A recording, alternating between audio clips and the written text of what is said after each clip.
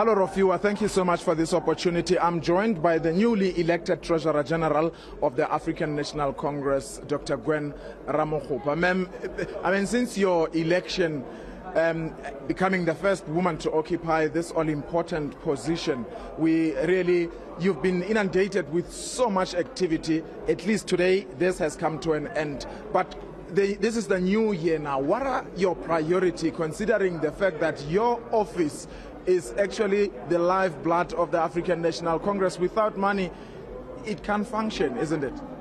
Yeah, I don't think the ANC's problems is money. I just want to greet you and thank you for this opportunity, and indeed say happy 111th year anniversary to the ANC, all ANC members, supporters, and we have no doubt that those that were there at the beginning and throughout the journey of the ANC with the people are looking down on us and encourage that we have turned that corner and we are on a path to recovery and indeed reconstruction and advancement of our freedom and democracy. To your question, the ANC, there are a lot of people who are available and prepared to fund the ANC. We've tested that over the past few days when we were here in the Free State, and there's a lot of generosity. We just need to organize ourselves better, organize our balance sheet better, so that our cash flow moves with our availability of finances. And we need to leverage the brand ANC, and we need to leverage the generosity that is there about the ANC, and also in the best interest of the ANC. I also think some of the problems that we've had in the past contributed to many businesses pulling away from the ANC, and some also cite the constraints of the declaration of the funding, the Public Funding Act. I really want to call on corporate South Africa and South Africans in general that we should support the need to disclose. We should support the need to disclose our finances as political parties, because when you do that, then you de-risk what we've experienced of possible state capture and corruption. Yeah, you say some people had an apprehension in terms of having to disclose themselves for having donated for the ANC, but you also, when you opened with your remarks, said that there are people who are willing to come forward. This particular act remains in place. What convinces them this time around that they are even prepared to open up their pockets for the ANC?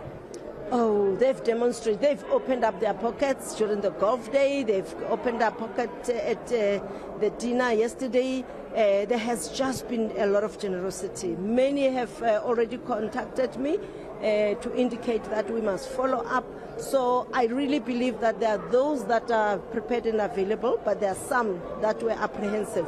But we have assured them that advanced democracies do that. You know who has funded who, and it is accepted. You don't punish them, you don't marginalize them, you actually appreciate them, that they are funding democracy. Democracy has to be funded, democracy has to be managed, and political parties do that within the ethos, within the prescripts and the ethics of the Constitution, a directive of the Constitution. So the public sector, the public purse, should be able to add a little bit more than it has afforded. We do have our fair share from the IEC, but we think it was not matching what we used to have before the Political Public Funding Act. All right, a final question, ma'am.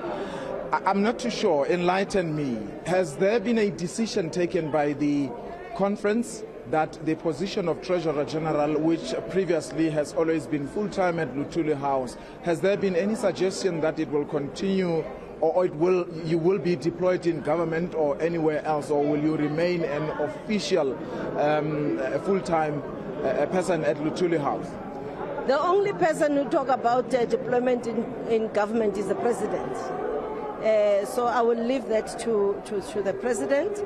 Secondly, yes, there is a resolution that I fully support, that the position of Treasurer General does not necessarily have to be full-time.